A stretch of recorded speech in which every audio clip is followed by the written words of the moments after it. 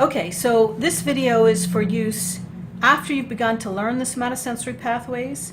This is going from symptoms back to where the lesion might be. So in this example, we've got a loss of fine discrimination touch in the right leg only. Okay, so the patient will know, yes, there is a touch on my right leg, or no, there's not, because there's a crude system in addition to the fine discrimination touch system. But if you take your 2-point discrimination test, they won't be able to tell you with any degree of accuracy whether you have 1 point or 2 points, right? 1 stimulus or 2 stimuli, or how far apart they are, okay? Because that's carried by the fine discrimination touch system. It has a high degree of spatial resolution, okay?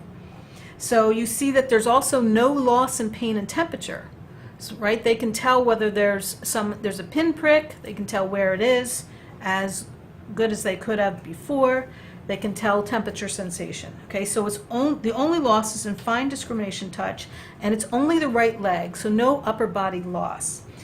So the first thing I'm going to do is make my little cheat sheet. Okay, so I'm going to say pain and temperature. Oh yeah, that's spinal, the lateral spinal thalamic tract, right? I remember that.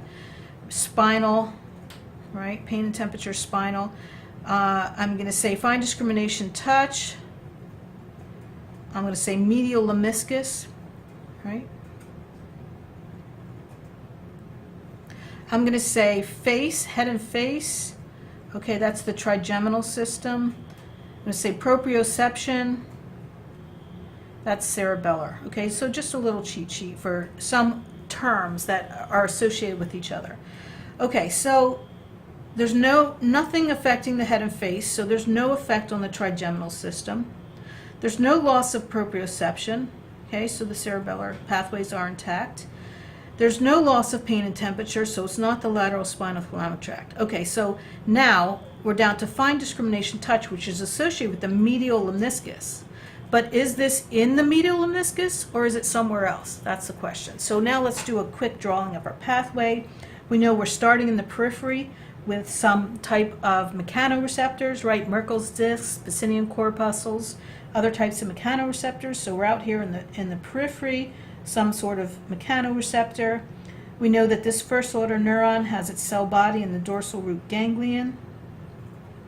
We know that the central portion of the pseudounipolar neuron enters the spinal cord, right? And the dorsal part of and travels in the dorsal white matter, right? So it enters the spinal cord, but it doesn't synapse there. It's going to travel. It's going to ascend upward, right? Upward. Okay, so this is the dorsal funiculus of the spinal cord. Okay, it goes to the level of the medulla, right? Do you remember that? Hopefully you remember that. Got a brainstem here, and it's going to synapse. That's not terribly good, but it's going to come up here, right? So it's the dorsal part of the medulla, and you've got, remember, 2 separate nuclei. You've got a gracile nucleus, and you've got a cuneate nucleus, and this is lower body and upper body. So what do those nuclei contain? Remember that they contain the second order neuron in this pathway, right? Second order, and that their axons will cross the midline and then ascend as the medial lemniscus.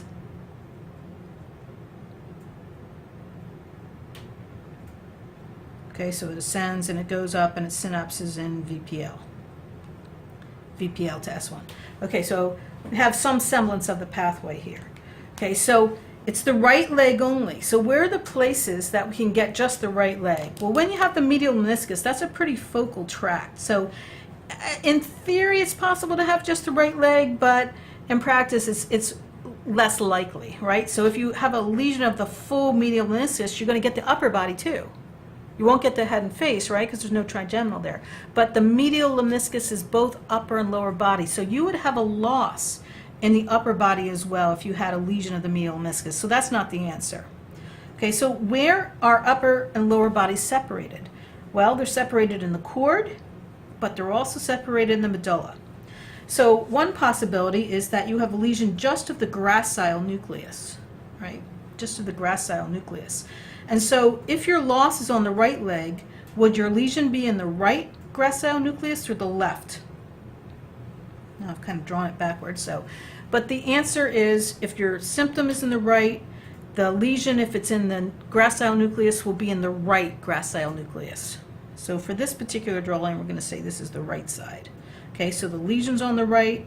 I'm going to follow it back to where it can no longer feel. This is the right side, the same side of the body. Remember that the pathway is just about to cross, right? So it's the axon of these cells that are going to cross the midline, but it's not yet crossed, right? Here's the midline.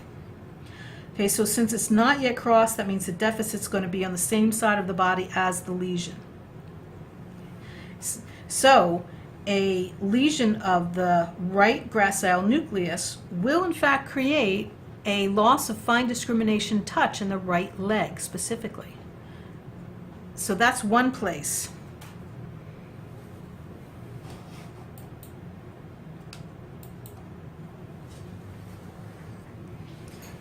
The other place that it could be is within the spinal cord, right?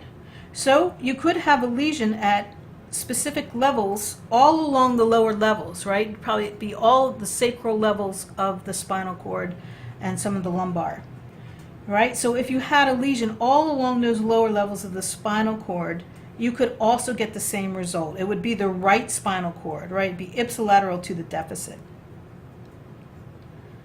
Okay, so that seems a little less likely, right? Because you'd have to have this big, huge lesion to get the whole leg.